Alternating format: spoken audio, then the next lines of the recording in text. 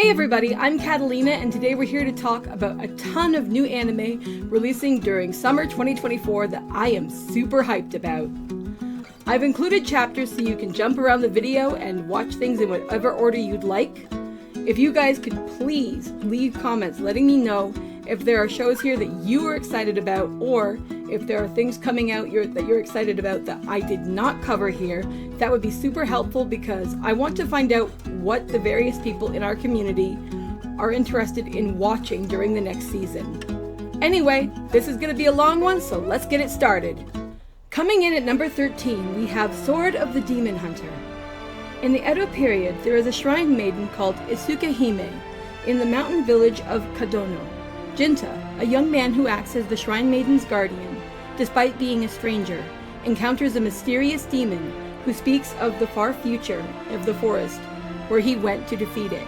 From the Edo to the Heisei era, this huge Japanese fantasy series follows a demon man who travels through time, while continuously questioning the meaning of wielding a sword. As someone who has a general love for history, the idea of any story that is set in a previous time period has a chance to grab my interest. Take that concept and add the idea of demons, or even the idea of somebody who is some kind of human-demon hybrid, and you definitely have a recipe that is at least going to get me taking a look to see what you're cooking. When we think about the fact that I also grew up loving Inuyasha, that's probably also playing a part in why I'm interested. Plus, the trailer for this just looked really cool, and I'm a sucker for any character with red eyes, generally speaking. I mean, obviously not every character with that appearance ends up being great, but it's something that tends to draw me in, and it's like, oh, who this? So, this looks like it could be a lot of fun, and it's something I at least want to check out. Coming in at number 12, we have Dahlia in Bloom. After dying of overwork in Japan, Dahlia is reborn into a world filled with magic. Raised by a master of magical tool-making, she develops a passion for the craft and becomes engaged to her father's apprentice. Before her father can see her wed, however, he suddenly passes away. As if that weren't enough, on the day before their wedding, her fiancé announces that he's in love, but not with her. Dahlia finally realizes she needs to live for herself. She vows to be her own woman from now on and devote herself to her craft, even if it's not quite the life that she was hoping for. From a chance encounter with a knight, to starting her own company, there are challenges aplenty on the horizon. But this young craftswoman is no longer a shrinking violet. She's Dahlia, and she's ready to bloom. As somebody who is deeply interested in entrepreneurial pursuits, and who thinks the idea of being a crafter in most of the MMOs I play is something I find really appealing, this seems like it could be a lot of fun. I really love the main character's visual design. I like the overall look of the show. This looks like it should be more laid back and slow paced, which isn't necessarily my cup of tea for everything that I watch, but sometimes it's nice to get more of a palate cleanser from some of the more fast and action-y things that I will inevitably consume during the course of a season. So this looks like something that I want to have a look at, and it may or may not work for my audience overall, we shall see, but it's something that caught my interest. Coming in at number 11, we have Suicide Squad Isekai. This story centers on Harley Quinn and a variety of other members of the Suicide Squad being sent through a gate by Amanda Waller of Argus to go and to interact with people on the other side and to help them solve a problem. The characters will have 72 hours to complete their mission, otherwise the bombs on their neck will explode and will end them. So there's no running, no hiding, no escaping.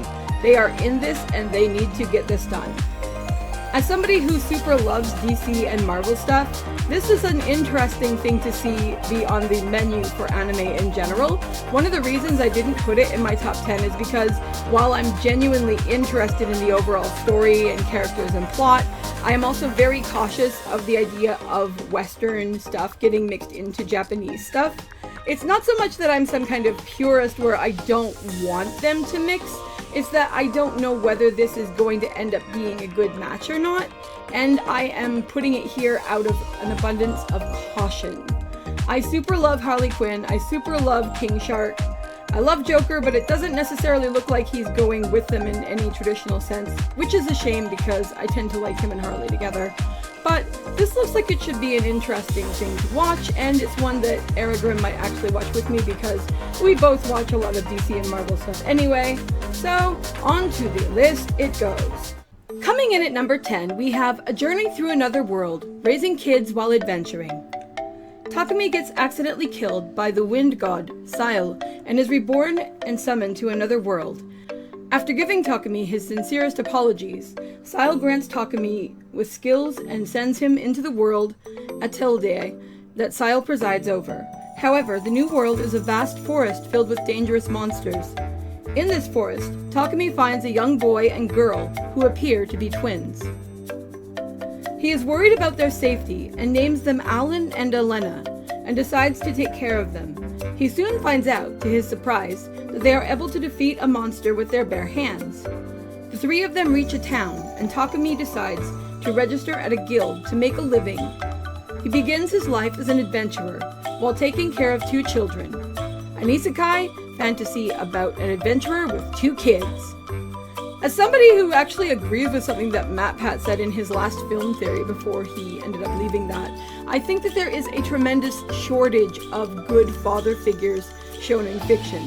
Now, this isn't necessarily a traditional father figure. This is not a birth father, but I think that anything that highlights good parenting skills, especially in men, can be incredibly valuable because we just don't give people enough of that kind of thing to really look at and to take advantage of in helping to guide and encourage men to reach out in that way, which is a damn shame because good fathers are vitally important. I also just thought the art style is super cute, and the idea of any person taking care of two kids while trying to be an adventurer sounds like it's going to be the kind of thing that is going to be an absolutely comedic good time. This looks like it's going to be on the lighter-hearted end of things, and looks like it should just have some overall warm, found family vibes that I think I will totally gel with. Coming in at number 9, we have Dungeon People. Clay was trained by her father to be an expert member of the Thieves Guild. Since her father disappeared 3 years ago, she's been using her skills to search for him in a dungeon filled with goblins, a minotaur, and all manner of other dangerous creatures. When Clay reaches deeper than anyone ever has before, she meets the caretaker of the dungeon. To her surprise, Clay is invited to join the staff, and so begins Clay's new job, to learn the inner workings and behind-the-scenes secrets of the dungeon from the inside. As someone who really loves D&D and who spent like 10 years running a Dungeons & Dragons group called The Gamer Gathering and who was the DM, I think this concept is absolutely amazing and brilliant. I think it's even more funny given that this isn't somebody playing D&D. This is somebody actually taking care of a dungeon in a real world situation. The idea that there are these dungeons and that apparently people actually take care of them and look after them and stuff, and that Clay has been delving into this thing and has actually been dealing with an actual organized form of some kind of society is something that really draws me in. Anyone who's seen my discussions on Re-Monster knows that I love stories about people interacting with monsters and new societies and social fabrics being formed. So this is something that definitely grabs my interest in that regard. I also think the overall designs of this seem very cute, very soft, very chill and subtle, which is nice because we do have some heavier shows that are on this list, and I think that having some lighter and more lighthearted and cute and whimsical design stuff is going to make for a nice counterbalance. Coming in at number 8, we have 2.5 Dimensional Seduction. I have no interest in real girls, so claims Okamura, the president of the school's manga club. He's your typical otaku, obsessed with a sexy, fictional 2D manga character known as Liliel. Then the new school year starts, and a real 3D girl named Lilisa, whose passion is cosplay, joins the club. Lilisa convinces Okamura to become her photographer, and guess who her favorite manga character is? Not only that, but Lilisa is into modeling the fetishy stuff. The boundaries between 2D and 3D start to blur in this hot-blooded romantic comedy. This probably seems like a very out-of-left-field choice coming from me. This definitely does have certain vibes to it that are going to lean way more toward either a male audience or possibly a lesbian audience, but I like the overall idea of these people wanting to do this cosplay and being super into all forms of otaku culture. I've done a ton of research on this show, and while from what I understand it starts out incredibly ecchi, it actually has interesting plot and character development that goes on as the show as the manga progresses. So I'm going to potentially give this a shot. It's one that really grabbed my interest, and I kept going, I really shouldn't, and then I kept putting it back on. So okay, fine, if it wants to be on the list, it can be on the list. If anyone knows anything, feel free to comment. Anyway, let's get on to the next one. Coming in at number 7, we have Bye Bye Earth. In a world of anthropomorphic animals, Belle LeBlanc was born as the only human being. Having no fangs, fur, or scales, she was called Faceless, and she lived a lonely life with no one else she could identify with. I want to be part of the world. With such longing in her heart, she decides to set out on a journey to find her roots, carrying the Runding, a great sword as tall as she is. She doesn't know how many adversities await her along the way. This is one that I kind of hemmed and hawed over, and ended up I was kind of interested, then I was more interested, and then I found out who was doing the music, and I was like, okay, it has to be on the list. I'm terrible with names, so I can't do that for you, but it's the guy who did the music for Made in Abyss. So it was like, okay, I have to at least check this out. There is enough here that actually intrigues me. A female protagonist who is going to be fighting, which I don't expect or need or demand, but that is something I think is interesting and fun when it's done properly, as well as just an overall idea of someone trying to find their place in the world. The idea that she is the only human is an intriguing mystery that really grabs my attention. Provided that this show can focus on finding her place in the world, figuring out who she is, and hopefully finding people who care about her along the way, rather than focusing on human versus other as a theme that never gets resolved, or focusing too much on I am female warrior, hear me roar, this could be really good. The only way to find out, I suppose, will be to check it out, so we're going to be doing that. Coming in at number 6, we have Wistoria, Wand and Sword. A hard-working boy named Will enters a magic academy in hopes of becoming a great sorcerer. Unfortunately, there's a fatal flaw in his plan. He lacks the ability to use magic. Amid the cold stares of his classmates and instructors, Will feels discouraged at times, but he presses forward with unwavering determination. He can't use a wand, but he can wield a sword in his battle to reach the top of a magic-dominated world. He just needs to believe in his own unique strengths and remember the promise he made to someone precious to him. I love the idea of somebody going into a situation where a certain type of expectation is valued over top of everything else. And then that person has some other unique skill or ability or talent, and they rock the foundations of whatever this situation is to its core. As somebody who has certain disabilities and who has had to make a lot of alterations and changes to the way that I do things as I have grown and as my life has gone on, the idea of being able to adapt and to recognize the importance of being flexible in situations is a thematic pulse that I really care about. So whenever I see this in a story, I at least want to check it out. On top of that, the art style looks really good, the action looks really solid, and this premise just overall seems like it should be a lot of fun. I feel kind of strange taking this on because a couple years ago I wanted to check out Mashle when it first came out, and that did not work for me. I don't think it was necessarily the premise though. I can't actually put my finger on why that didn't work for me. But I'm willing to give this kind of premise a go again here, and maybe this time it'll work out. We shall see. Coming in at number 5, we have No Longer Allowed in Another World. An adventure in another world with cute girls by your side and video game-like powers. Sounds like an anime fan's dream, right? Not so for melancholic author Osamu Dazai, who would quite literally prefer to drop dead. Video games haven't even been invented yet when he gets yanked into another world in 1948. Really, all the fantastical adventure he keeps running into just keeps getting in the way of his poetic dream of finding the perfect place to die. But no matter how much he risks his hide, everything seems to keep turning out okay. follow a miserable hero like no other in this cheerfully bleak isekai comedy. Okay, so if somebody in a real world very seriously ever has the feeling like they want to take their life or something, that is something I'm incredibly cautious to support. But overall, the concept of this anime just seems really funny, and while I am very guarded against the actual act of taking one's life, I am also equally not guarded in recognizing the importance of potential like gallows humor and stuff. So this looks like something that could be genuinely interesting. It's definitely a unique premise. There are going to be a few questions to ask about it, mainly being like, how long are they going to keep up this he doesn't want to continue being thing? Is that going to be something that carries on forever? Is he going to succeed in his quest, or is he going to change his mind? And the results of that, depending on how they're presented and how I'm feeling and everything else, might end up having different results as to how I will feel about this show. But the premise, again, is incredibly unique and immediately captured my interest, and I at least want to check it out. Coming in at number 4, we have My Wife Has No Emotion. Takuma is a single guy who does nothing but go to work and come home. Too tired to do chores, he decides to get a robot to cook and keep house.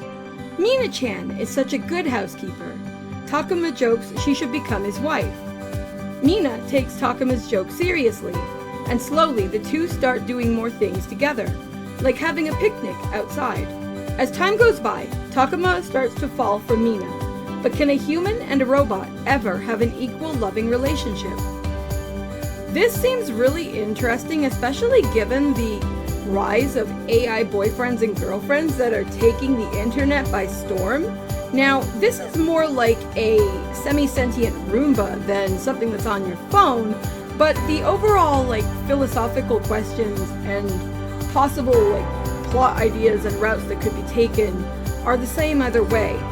I was actually a really big fan of the game Detroit Become Human, and while Mina-chan is nowhere near as advanced as the android characters in that, it still doesn't mean whether she does or does not end up ultimately having some kind of personal autonomy and sentience.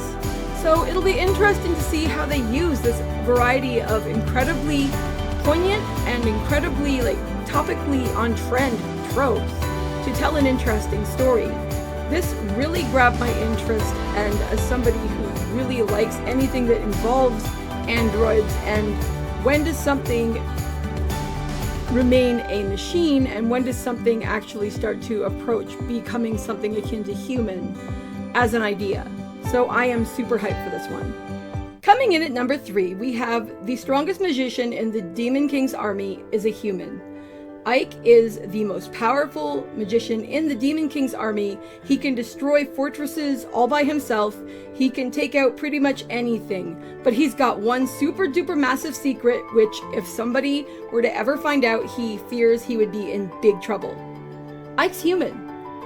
Now, you might wonder why a human is actually trying to run around in the Demon King's army, but Ike has a very good reason.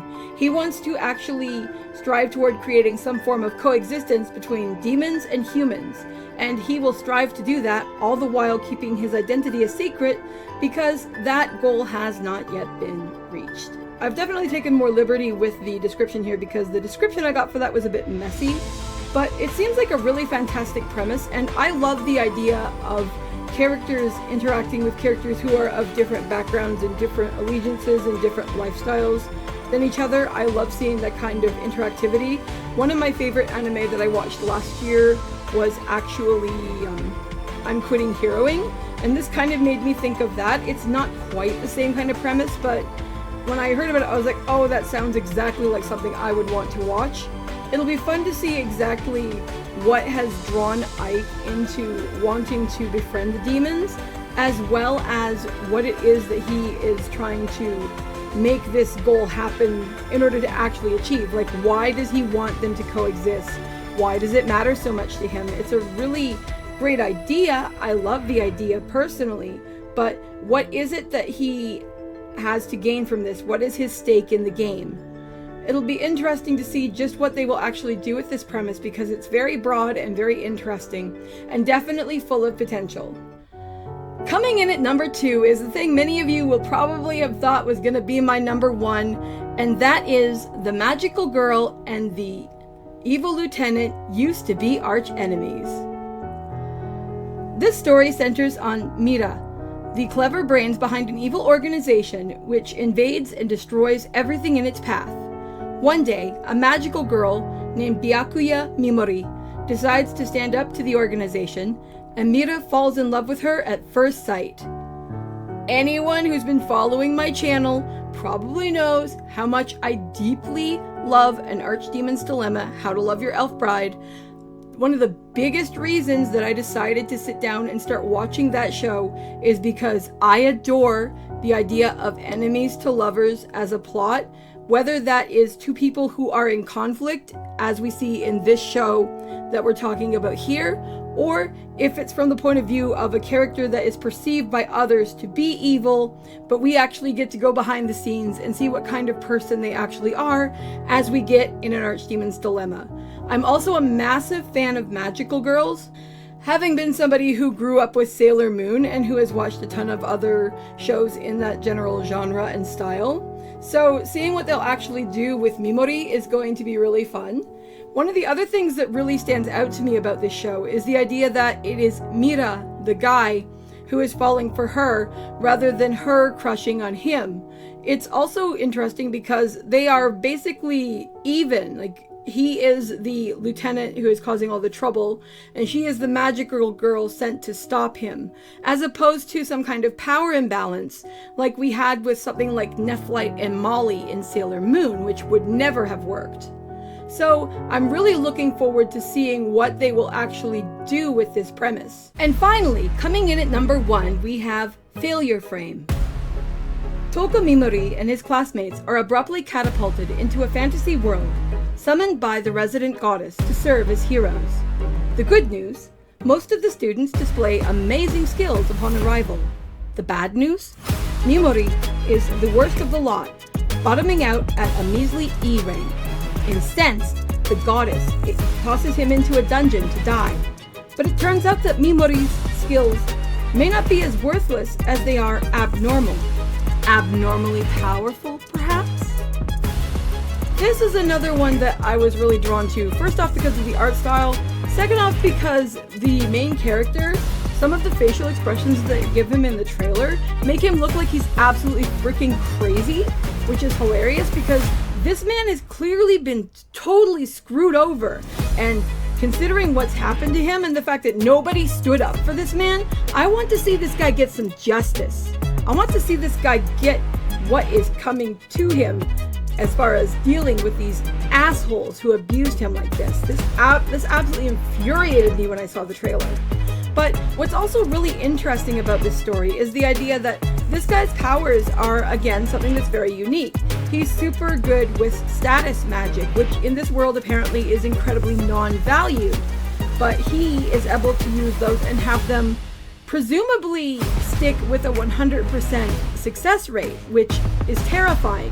Anyone who's ever played any kind of turn-based RPG, and if suddenly every time you use poison or blind or any of that kind of crap, it auto-sticks permanently, that would be Nightmareville. But this really just grabbed me and pulled me in because, again, as I've said earlier in the video, I've dealt with people having misconstrued expectations of me because of my own limitations. So when I see that happen to characters in stories, it's something that can really rile me up. Everybody has stuff like that, I figure, that draws them into stuff. And I end up wanting and needing to see just what will happen to these characters, whether they will succeed, whether they will get closure, whether they will get some form of justice, or whatever else will end up happening to them. And story is the perfect vehicle to explore something like that. Normally speaking, in the real world, of course, I would never approve of or encourage anyone to seek vengeance on another person, not because of the other person, but because it's poison to you, man.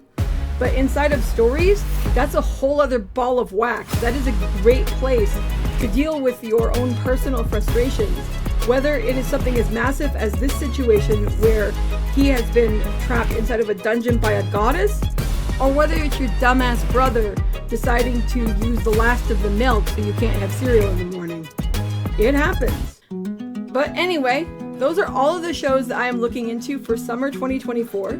I actually ended up having to shrink this list down from 20 anime down to 13, and this is without even looking into stuff that is returning. There is so much good stuff potentially coming out in the summer season that I was absolutely floored when I started looking into this. Thank you all very much for taking the time to stick around and to check out my video. I hope I've been able to help you learn a bit more about some of the new shows that we'll be releasing, and I will see you guys in the next video. Bye!